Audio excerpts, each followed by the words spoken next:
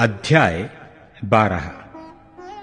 तब अय्यूब ने कहा, निस्संदेह मनुष्य तो तुम ही हो, और जब तुम मरोगे तब बुद्धि भी जाती रहेगी, परंतु तुम्हारे समान मुझ में भी समझ है। मैं तुम लोगों से कुछ कम नहीं हूं। कौन ऐसा है जो ऐसी बातें ना जानता होगा?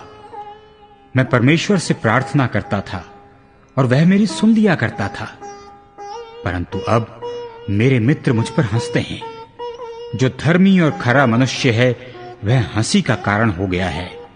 दुखी लोग तो सुखियों की समझ में तुच्छ जाने जाते हैं, और जिनके पांव फिसलने लगते हैं उनका अपमान अवश्य ही होता है। डाकुओं के डेरे कुशल क्षेम से रहते हैं, और जो परमेश्वर को क्रोध दिलाते हैं वे बहुत ही निडर रहते हैं, अर्थात उनका ईश्वर उनकी मुट्ठी में रहता है। पशुओं से तो पूछ और वे तुझे सिखाएंगे, और आकाश के पक्षियों से और वे तुझे बताएंगे। पृथ्वी पर ध्यान दे, तब उससे तुझे शिक्षा मिलेगी, और समुद्र की मछलियां भी तुझसे वर्णन करेंगी। कौन इन बातों को नहीं जानता कि यहोवा ही ने अपने हाथ से इस संसार को बनाया है। उसके हाथ में एक एक जीवधारी का प्राण और एक एक देहधारी मनुष्य की आत्मा भी रहती है। जैसे जीभ से भोजन चखा जाता है, क्या वैसे ही कान से वचन नहीं परखे जाते? बूढ़ों में बुद्धि पाई जाती है और लंबी आयु वालों में समझ होती है। परमेश्वर में पूरी बुद्धि और पराक्रम पाए जाते हैं। युक्ति और समझ उसी में है। देखो, जिसको वह ढा दे वह फिर बनाया नहीं जाता, जिस मनुष्य को वह बंद करे वह फिर खोला नहीं जाता। देखो, जब वह वर्षा को रोक रखता है तो जल सूख जाता है, फिर जब वह जल छोड़ देता है तब पृथ्वी उलट जाती है। उसमें सामर्थ्य और खरी बुद्धि पाई जाती है। धोखा देने वाला और धोखा खाने वाला दोनों उसी के हैं।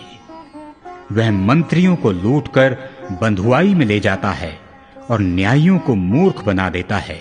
वह राजाओं का अधिकार तोड़ देता है और उनकी कमर को बंधन से जकड़ता है।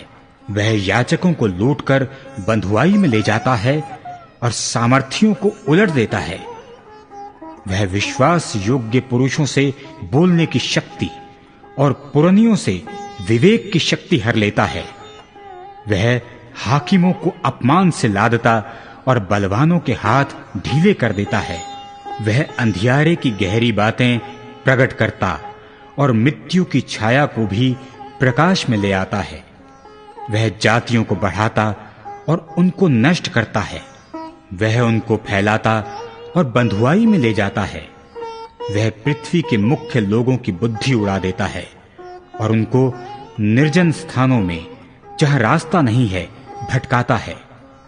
वे बिन उजियाले के अंधेरे में टटोलते फिरते हैं, और वह उन्हें ऐसा बना देता है कि वे मतवाले के समान डगमगाते हुए चलते हैं।